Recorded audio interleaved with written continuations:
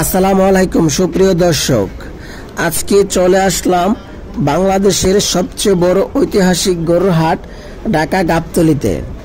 আপনারা তো জানেন গাবতলী হাট বাংলাদেশের মধ্যে সবচেয়ে বড় এবং সবচেয়ে বড় গরুগুলো আনা হয়।